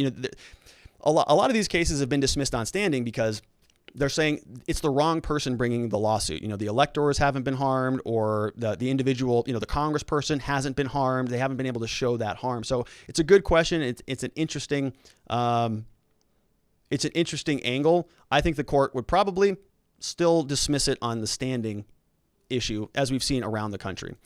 We have another one from Kathy DeMont, who has a super chat with no question. Thanks, Kathy. Appreciate your support on the program. Ron B says, Rob, that video came from Coffee Co. Georgia. She is an election manager in Coffee Co. Georgia. As of today, there were 2 election managers fired today. Interesting. Okay, so that video came from Coffee Co. Florida. So that must be the one that I just played. I thought that came from Arizona because I saw somebody from Arizona posted that. They said it was Arizona, but maybe that was from Georgia. So Ron B, giving us a little bit of a fact check. We have Wolfgang Deo who says, if I made a layman analysis of the law, would you like to see my interpretation? I'm guessing some definitions, structures, and abstract ideas. Sure. Yeah, Wolfgang, I think you're over in the Discord. Shoot me a DM on there, and I'll be happy to read it. We have S. Love, who says, our elected officials are thugs. 74 million citizens don't support socialism, and they voted against this. What can we do? We don't want to. We don't want this. Can't we defund the government? No taxes would crash their programs. No. I mean, the government and taxation, I could probably rant and pontificate about taxes for, I don't know, 6 hours. I'm not going to do that right now. I'm going to do my best to stay focused. But, the government would just put you in jail for not paying your taxes, right? I mean, your employer is still going to report your taxes on your W-2 to the government. They're going to know that you're getting income from somewhere, unless we move to a cash-based only society and pull all of our money out of the different institutions and things. Taxes is...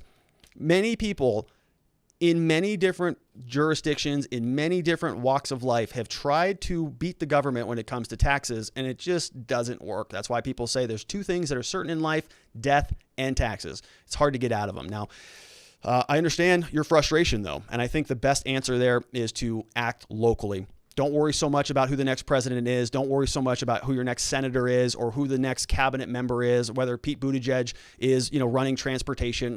That's all great. It's all fine, whatever.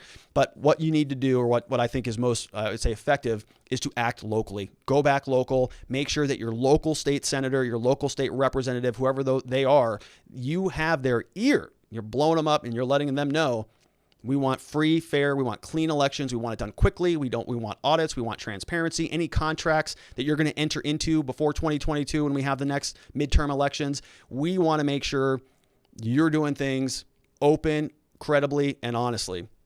That's where it starts, because it's the bottom tier of the pyramid. We've got to start there, work our way up, and I think we'll start to see some change. We have Rich Mountains, who says, thanks for this channel. Thank you, Rich Mountains. I appreciate you being here, and I appreciate the super chat. Hope to see you back here. We have Sharon Quidney, who says, Fiat Justitia, let justice be done, though the heavens fall. Whoa, that is, let justice be done, though the heavens fall. Ooh, I like that. That's powerful. That's heavy. Let's let that sit there for a minute. Let's go back. Let justice be done, though the heavens fall. Ooh, yeah. You feel that? Feels good. All right. R&R. So Bully is on the channel. He says, R&R are lawyers. They only care about being clever enough to win. What's good or right takes second place. Don't be fooled. Oh, no. Okay. All right. So there you have one interpretation of what we do on this channel. I do appreciate the compliment. I do consider myself to be pretty clever. But I also do believe that acting with integrity is more important than winning. Because if you win and you have no integrity, did you really win? I don't think so. We have S. Love, who says, if even 1% of the 74 million would get out and block DC streets and protest, I think it would make a difference. These Republicans are too polite, while the Democratic thugs are willing to kill cops. Yeah, I would totally agree with that. Not the killing cops part of it. I don't know that they are intending to kill cops. I think some of the Antifa people are very much interested in doing that. But I would agree with you that the Republicans are very polite. I've made this criticism on this channel for a long time. The Republicans, they don't mind losing gracefully. They don't mind looking like the nice guy. They want to get invited to the cocktail parties. There was Senator Graham fist bumping Kamala Harris out there on the Senate floor. They're all buddies. They all hang out. They go to the same social clubs. They all get drinks together. It's the same deal. It's two sides of the same coin. I don't think the Republicans have any real fight here. I don't think they have any real interest in seeing Donald Trump have a second term.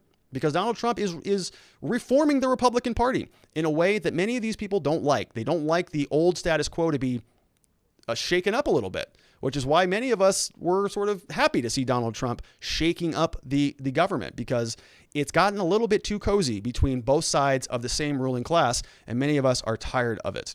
We have Curtis Bartle, who says, what do you think about Judge Roberts? Good question. It's difficult for me to get out there and rip on a Supreme Court judge. I think John Roberts is disappointing. Let's say that. I was a big fan of his. He was actually part of my inspiration for wanting to become a lawyer, honestly. I can't remember when that was. It was during the Bush years. So that would have been That would have been, I think, what was that, 2004, 2006? It might have been 2006. I went to law school in 2009 after I graduated from college. And I watched his confirmation hearing and I thought, damn, that guy is on point. I mean, he was so polished. He could answer every single question in the world. He seemed like somebody who was an originalist. He was interpreting the Constitution. He seemed to me like somebody with a ton of value and a lot of interest in sort of scaling back the overly active judiciary, which I have a lot of concerns that, you know, the courts are becoming almost like a second legislature. They're sort of legislating from the bench. That's not their purpose at all. That's not why we have the courts. And so I thought, okay, this got to be great. They're going to put him in as Chief Justice, and he's going to start to see this court lurch more towards originalism. And I was excited about that. Even before I was a lawyer, I thought, great, we need more of this. And he got onto the bench, and then one of his first groundbreaking decisions was to support and uphold Obamacare. And I thought that was not an opinion that was based in any reason, based in the Constitution, based in any law. I think he was trying to find and identify a mechanism by which he could give Barack Obama a win because he was concerned about the legitimacy of the court. I've talked about this a lot on this channel. And to me, that was the first crack in the facade of John Roberts. And largely, he's proven us right. You know, he's been kind of a disappointment. I think he could have given a lot of clarity on the Pennsylvania lawsuit that was bubbling its way up to the Supreme Court before the election. We could have gotten some guidance from the court before it happened. And he joined with the liberals yet again and declined to issue a ruling on that Pennsylvania case. So that Pennsylvania case stood the same. It got bumped back down. The lower court, Supreme Court ruling out of Pennsylvania, they said that you can move the election date and all these different things, which turned into a huge mess. And we predicted it. I don't know why John Roberts didn't, but largely disappointing, but we'll see if that ever changes. I doubt it. We have Jean Rassus, who's a mental hacker, says, hi, from Switzerland, with you for 6+ weeks. Respect. Security consultant here. Russia accusations is shady, vulnerable, or so easy to exploit you would laugh. Servers with default passwords, etc. Anyone could do it. No state required. Yeah, that's interesting. So that's Jean Rassus, who's a mental hacker, and he sent over a nice super chat over from Switzerland. Good to see you, my friend. It always blows my mind when I hear from people in different parts of the world. It's just, it's amazing what we can do these days. It's just absolutely wild.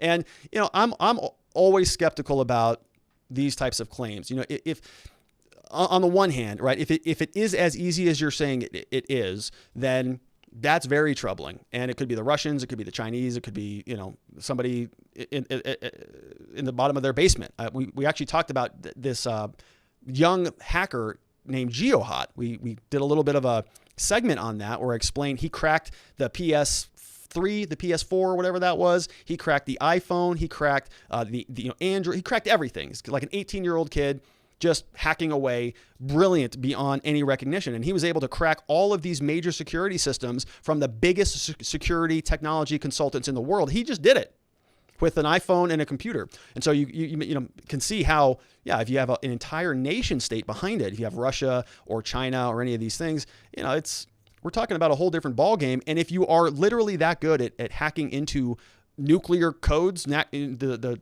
Federal Energy Department, wouldn't you think you would blame it on somebody else? Wouldn't you cover up your tracks a little bit? That would kind of be the first thing that you would do. You'd cover your tracks up, but if they found out, if they could find a trace, you'd make sure that it didn't point back to you.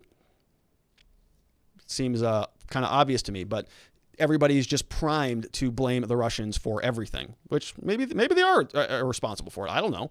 But based on what we saw over these last 4 years with all this Russian, we had a whole impeachment sham hearing. We had all of the Mueller report nonsense that went on. And it didn't really turn up anything other than $50,000, $60,000 in Facebook ads, something like that. Ridiculous. Newbie of the Death reviews stuff. Says, thanks for another great show. Thanks, Newbie of Death Review. Go check out that channel. It sounds like he reviews some things. We have Brian Gregore, who says, Rob, great show. I watch you instead of the mainstream media. Just curious, since you mailed in your ballot, are you sure your vote counted? Why haven't you filed a lawsuit? Would you have legal standing? And so, Brion, I did actually mail in my ballot, and I checked it on our Secretary of State website, and it did confirm that it was received. So presumably, my vote was counted. Now, I don't know if it was counted for the person I voted for or not, And we don't know that information. They're not going to tell us. Why haven't I filed a lawsuit? Well, it's because I'm not an election lawyer. I'm a criminal defense lawyer. That's what we do here. I would, if I had unlimited time, if I had all the freedom in the world, if I had unlimited money, then I probably would have filed a lawsuit. In retrospect, having seen what happened in 2020, I can tell you this: I intend to be more active the next go round. Right? I would have really enjoyed being one of these observers who was thrown out of the room. I would have liked to have been boots on the ground when this nonsense was going on, because I can be aggressive when the situation calls for it, and I want to make sure that things are done appropriately. I'm very passionate about this issue now. I didn't know that this was going to happen back on November 2nd, but kind of hindsight is 2020, and I can tell you this: the next go round, I intend to be a lot more active and be down there to see really what's going on. I may even stream from there, or do some videos from the ground floor. But as it stands right now, I'm not an election lawyer. The stuff that we're going through here, I'm commenting on, giving you my best interpretation, my best analysis of what I think this means and how this all works. But there are law firms that literally have election departments, and that's what you're seeing with all of these lawsuits. You have some individuals like Sidney Powell, Ellen Wood, who are doing this on their own, but you also have major law firms that have entire teams of people who are suited for this stuff. And so we're going to leave it up to them right now. But it's a good question, and I'm looking forward to getting a little bit more involved in some of this election stuff. Okay, we have another one from Wolfgang Deo, who says, while I understand the troubles of the great hack, it already happened. So, could have been prevented. Everyone has nukes already. Well, the thing with the nukes is, I think just the good guys have them right now. We want to make sure that the bad guys don't get them. And that is from Wolfgang. Thanks, Wolfgang. We say, we got one over here from Blase Uriarty, who says, been watching since Rittenhouse broke. I bought your book. Off-topic question. As an attorney, what do you think about a bolo tie as courtroom attire? So it's a great question. This is one of those, I think it depends where you live, where you practice, what jurisdiction you're in. So one of the things that we do in Arizona, my law firm, we practice all over Arizona. So we take a lot of cases, of course, in Maricopa County, Phoenix, Scottsdale, Mesa, Glendale, Gilbert, all those places. But we also will travel out of county. So we'll go to, many people get in trouble when they're visiting the Grand Canyon, for example. A lot of people get in trouble up there, and we represent people there. Now in Maricopa County, where the majority of the people live, wearing a bolo tie, not acceptable. Okay. But if you are wearing one in, let's say, Seligman, Arizona, which is about 3.5 hours from here, that's kind of okay. You might even get the judge who says, looking good, Mr. Gruler. That being said, I have never worn one. Maybe it's time for me to get one. Thanks for the question, Blase. We have Aaron J1124 says, if SCOTUS rules in favor of Sidney Powell in her lawsuits after January 6th, but still before January 20th, how does that play out? Very good question. And that depends on what happens on January 6th, of course. But let's say that on January 6th, Joe Biden is announced as the next president. That's it. As far as my reading of the rules, on January 6th, if you read the statute under Section 15, U.S. Code, 3 U.S. Code, Section 15, I think it's that. It might be the 12th Amendment. No, I think it's U.S. Code, Section 15. We went through that statute, I think, this week. But if you read that, the verbatim language is, once the vice president or the president of the Senate, which is the vice president, once Mike Pence picks up the final tally and announces that, reads that this person is the next president, whether that's Trump or whether that's Biden, that's it. That's the end of the day. And that's according to the rules. Now, anything can happen at that point in time. And, presumably Congress could call a special session and, make some modifications to how this all works. But this is all unprecedented, totally unprecedented, has never happened before. So, the government has the power to do a lot of things. Just because the rules are in place doesn't mean that they can't be changed. The government writes the rules. They can change the rules. They do all the time. We just have to see what would exist that would justify that type of difference. We have Wolfgang Deo again. We got Wolfgang just coming in hot with the super chat. Says, not mathematically impossible in a hyperbolic geometric space, the next few weeks are Georgia election time until January 6th. Let stuff pop out. Yeah, and that's kind of what we're doing here. We're just going to continue to follow it along, see what lawsuits are bubbling up, see what other claims are bubbling up. Some work, some don't, and we will be joining you. Hopefully you're joining us to have these very enlightening conversations. Wolfgang Deo says Section 3 and 4 are insurrection and rebellion. Section 4 is debt. So I will take a look at that. Who do we have here? We got Cablebox, who says, did you listen to the Colorado Senate committee hearing? I did not yet. I know. Curious to hear your thoughts. Hate to beat a dead horse, but maybe all states should audit. So I will tell you this, Cablebox. It's in my queue. It's literally in my queue. It's like next up on the list. I saw that. I saw that on Twitter. I saw some pretty interesting headlines out of there, but I have not listened to it yet. But I intend to do it because you have asked me about it, and I like to deliver. So let me comment on that. It may not be until next week, but we'll pull it up. And in fact, I'll make a note to Miss Faith to remind me about that. Maybe put that in the next slide. All right. Kenneth Fielder says, hiya and LOL. The problem is that fear has grabbed many, caused by events in the summer. Yeah, I mean, a lot of people are feeling that way. We were talking about this at our office today. It feels like many people in the world are sort of siloing themselves off from everybody else. And a lot of this is COVID stuff. A lot of this is election stuff. And now we have this national security breach, and they're talking about nuclear weapons and things. I mean, the world is in a lot of turmoil right now, and it's unfortunate, and I would encourage people to just get a little bit back to basics. This is something I have to remind myself about all the time. Is I'm very plugged into the media and into the politics and into the litigation and the election. And I have let's say a fighting disposition. I like to go and have let's say productive conversations in certain venues, but it's important, right? We have the holidays coming up. We have time to be with families. We have times to reflect on our year. What was 2020 for you? What does 2021 look like? It's a good time to be intentional about what the next chapter looks like. And even though the rest of the world is in, sort of this maddening spiral, doesn't mean your life has to be. And it's important to make that distinction. A lot of people here on this program have had, comments like, should we take up arms? Should we secede? Should we, what should we do here? I don't think any of that's necessary. I think acting locally, getting more involved in your local politics is the right answer. But, living a nice life and remembering what's important. It's your family. It's your kids. It's your wife. It's your livelihood. Those are the things that really matter. And it's important at this time of year, I think, to just be a little bit more pertinent or a little bit more, I would say, invested in that line of thinking than some of the other less productive lines of thinking. We have Kenneth Fielder, who says the EO of 2018 is actually more toward being a state of emergency to allow actions to be taken to address foreign actors, such as stronger tariffs and so on. Yeah, that's exactly right. Gotten that question a few times. The executive order doesn't give Donald Trump a bunch of domestic powers because he's not a dictator. He has authority vested in him by the Constitution, and he is the commander in chief. So he does have a lot of international powers, foreign relations power, but not so much when it comes to dealing with domestic issues, because that's why we have a Congress. They're the ones who pass the laws. The president just enforces them. So, if something were to happen, if he were to, learn something from the 2018 executive order, he can act, but largely it's outside of the country, not within the country. We have Paulani Casey, who says, my hospital had a 30-minute crash of their systems last night. I said, it's the Russians. Sadly, nobody thought my joke was funny. FYI, I live in California. Yeah. I know.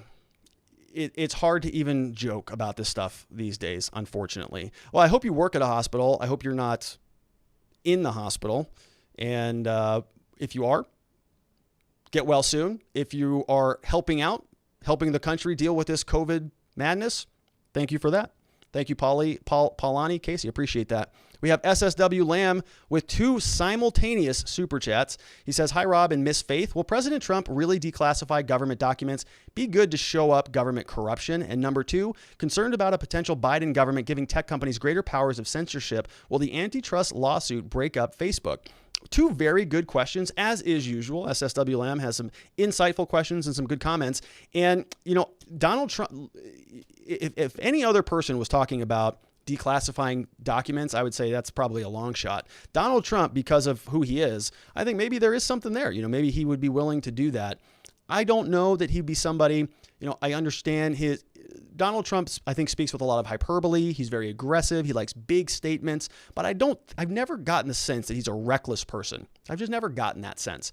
I know many people disagree with that. I know many people in the media think he's a bumbling sort of lunatic who just flies off the rails at every opportunity. I've never gotten that sense from him. I know he's a bit of a showman. I know he talks a big game a lot, but I've never seen him really be unstable. Any of these allegations that he's unstable have come from, a source of a source of a source, or from somebody who's pissed off that they got fired, like a John Bolton or one of these individuals. And so, when it comes to the declassification stuff, I think he might be willing to declassify some of the stuff that is not so, let's say, toxic. Some of the stuff that might not really implicate the United States, that it kind of just enough that we're satisfied that we got some more information, but not enough to really do any harm to the intelligence community, because I think he's got, America's best interest in mind. And it's difficult for me to envision him doing something that would harm the country. I just don't think that is part of his personality. Question number 2, concerned about Biden giving big tech companies greater powers of censorship. I would say that's a given. I think Biden and the Democrats are totally in bed with the big tech companies. I think they're sort of two peas in a pod. They really support one another. I think that's why Mark Zuckerberg donated, $400 million or whatever he donated to that organization we talked about, the Civic Center for Technology and Life, whatever that was, in order to go and run the elections. And if you follow the money, it was to support all of the Democratic precincts, or a lot of them, right? It was sort of lopsided. And are the Democrats going to bite the hand that feeds them? Of course not. So is the Biden administration going to crack down on censorship on big tech? I don't think so. Not even for a minute. But you can see that a lot of these other, I think the attorney generals in a lot of the other states are bringing the antitrust lawsuit against Google. I don't know that that is successful. I haven't taken a look at it. I'd actually be curious. Maybe we'll talk about that. Maybe I'll take a look at the lawsuit and we can break that down and see what's going on there. Good questions, SSW Lamb. I appreciate you being here. And it looks like we got two more. One from Wolfgang Deo, who says, no election F-word disclaimer on this video. Wow, yeah. So no F-word disclaimer on this video. So what Wolfgang is talking about, I can't say it here because I'll say it. Fraud. We can't say that word on YouTube because they told us we can't talk about that stuff anymore. Even though I'm not alleging that took place. All we're doing here is reporting the news. Sidney Powell's claiming that took place. Ellen Wood's claiming that took place. John Ratcliffe is hinting that maybe something like that took place. And so there's a lot of conversation about it. But YouTube has decided for you that Joe Biden won the next presidency, won the election, even though it's not January 6th yet, and it hasn't been officially confirmed. We have another couple that just came in. We got one from Kate Ringo. No question there, but thanks, Kate. I appreciate you supporting us. Thanks for being here. And we have looks like the last one coming in says, what's happened to cities like Portland? Seems pretty lawless. Antifa and activists are unchecked. Good show as usual. Keep up the great work. Thank you, SSWLM. Appreciate that. And, cities like Portland and even LA now.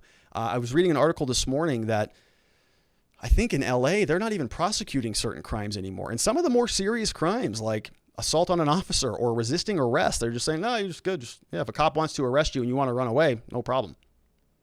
Go run away. They're just not going to be prosecuting certain things. And I think it's just politics. It's the people in power. They think that this benefits them for some reason. I don't think that it does. I think even Barack Obama came out and said, this is kind of a dumb thing to be doing, guys. This defund the police stuff doesn't help the Democrats. Maybe cut that out.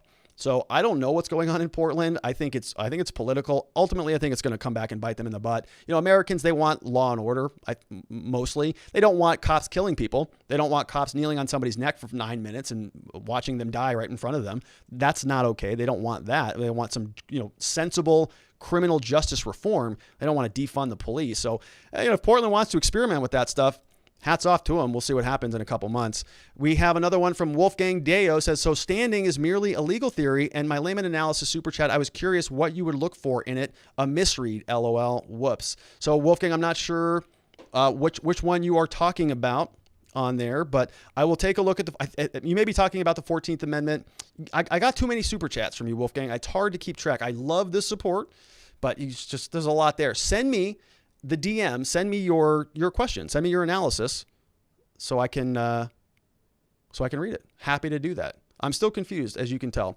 And I think our last one just came in from another one from Kate Ringo with no question. Thanks again, Kate Ringo. Appreciate you supporting the show. And that's it. So what I'm going to do is thank you so much for being a part of the program. We're going to leave it here. I want to invite you once again to subscribe to the program. If you're watching this on a rebroadcast, if you're not a regular of the show, we do go live every day of the week. We want you to be here and be with us as we do. We'd also really appreciate a thumbs up on the video. It helps Google, helps YouTube through Google show our videos, make them suggested and recommended next. Although I'm not sure that that's going to happen because we're talking about election stuff. So we'll see, but we would appreciate it nonetheless. Would love it if you invited somebody to join us on the program, or if you shared the show. That'd be very, very helpful. And other than that, I want to invite you one more time to come in onto the Discord's chat server. That's where we talk before and after the show, where Miss Faith, who's back there, is going to put a copy of the slides in there. So if you want to get a copy of them, you're welcome to them. You can also get a free copy of my book in there. The PDF is there. It's called Beginning to Winning: How to Fight Your Case and Succeed in the Criminal Justice System. PDF is available for free in the Discord. Otherwise, you can go on Amazon and buy it. If you like it, I'd love a review. It'd be very helpful for me and for the firm. I very much appreciate it.